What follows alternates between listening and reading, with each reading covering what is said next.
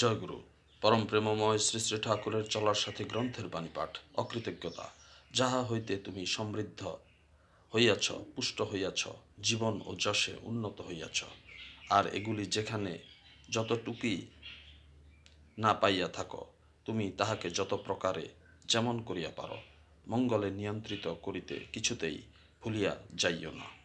আর ইহার বিস্মৃতি না করা বা বিপরীত করাকেই অকৃতজ্ঞতা বলে। প্রায় এমন্তর পাপ নাই, যাহা নাকি ইহাকে আমন্ত্রণ না করিয়া একলা আসিয়া মানুষের সর্বনাশ ঘটায়।